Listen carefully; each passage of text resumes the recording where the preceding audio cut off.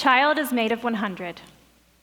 The child has 100 languages, 100 hands, 100 thoughts, 100 ways of thinking, of playing, of speaking.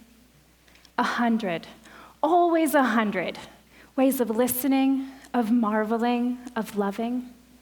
100 joys for singing and understanding. 100 worlds to discover. 100 worlds to invent. 100 worlds to dream.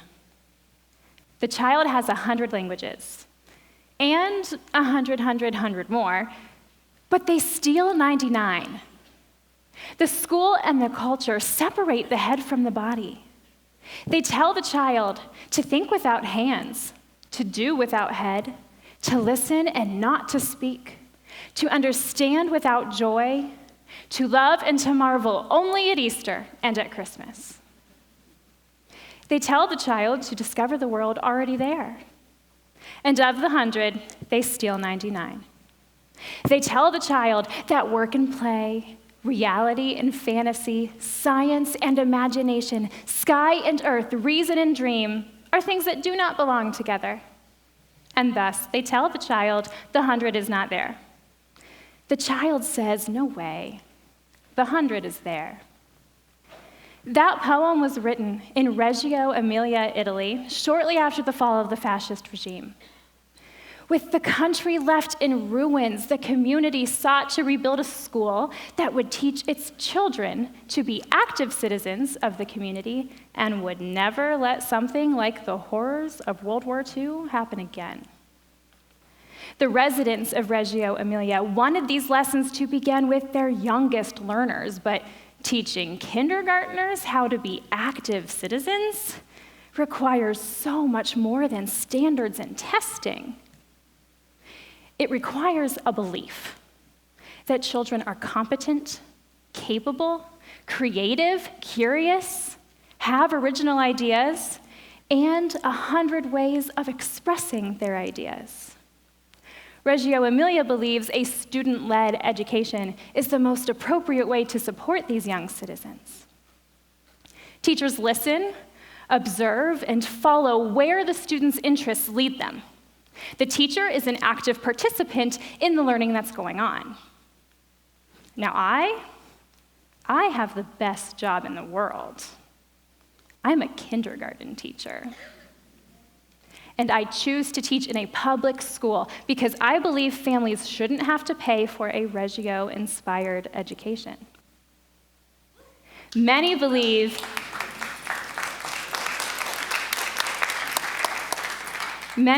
a student-led education really means a student-controlled classroom.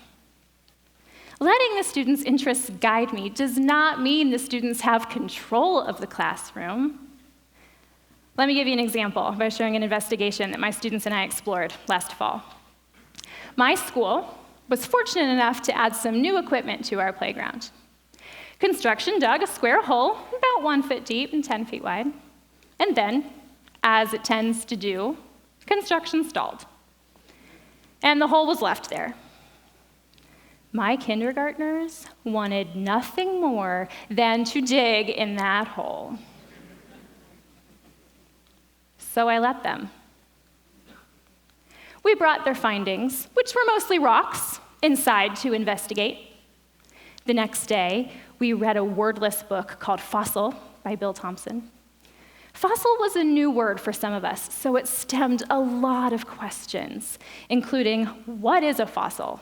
How are fossils made? Who finds them? And what tools do they use?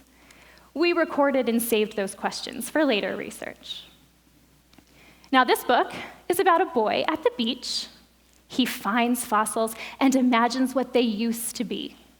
So, we began forming hypotheses about our finds and ended up writing narratives about the past lives of our fossils. We soon moved on to nonfiction books as we searched for answers to our questions. We learned many new words. We practiced reading. We discussed our new information. We counted our fossils. We examined and compared their shapes, patterns, heights, lengths, and weights. We learned how fossils are made and how the weather affects their creation. We learned about artifacts and cultures, and archaeology and paleontology and mapping excavation sites. They learned so much that they were eventually able to write their own nonfiction books. We invited an expert to our classroom to assist us with our research, and she discovered that one of the rocks found on our playground was actually a 400-million-year-old fossil. In the end, we created our own kindergarten museum of natural history.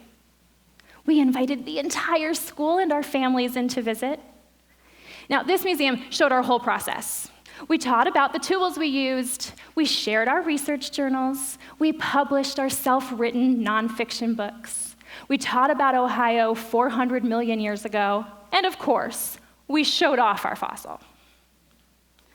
This experience spanned about 3 months. That's 1/3 of the school year.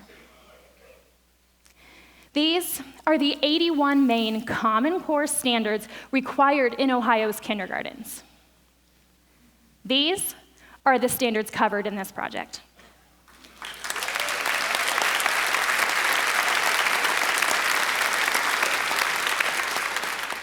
Instead of covering 1/3, or 33% of the standards, we covered 80%. And I just want to remind you that these are kindergartners. And this is what they wanted to learn about. Imagine the depth of knowledge our society would have if our children are taught with this approach. We never sat down as a group and decided what we were going to investigate. It just happened organically. And aside from the required standards, the children learned many skills needed to be active citizens. The students found that they were better at some things and needed help with others. As adults, we recognize that each individual has different strengths and weaknesses. But in school, we require that each learner have the same strengths. That's not what the real world is like. Providing a variety of opportunities helps the children learn their strengths and weaknesses. So when they have a need, they seek out the peer who can best do what needs to be done. Sometimes they disagreed. I let them debate and guided them only when necessary, because when the feedback comes from a teacher, it's perceived as a directive and the child must take it. But when it comes from a peer, the student is more apt to negotiate their point and consider whether they want to take the advice. They learn how to collaborate and think critically to problem solve. And last time I checked, they have a little bit of a critical thinking issue right now.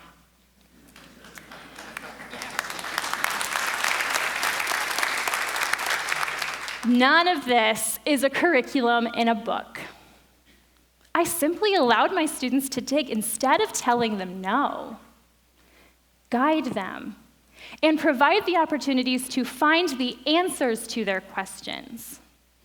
These things require that we trust our students and believe that their thoughts and ideas are valuable. We teach children, not standards. This is extremely different than the perception we currently have about education.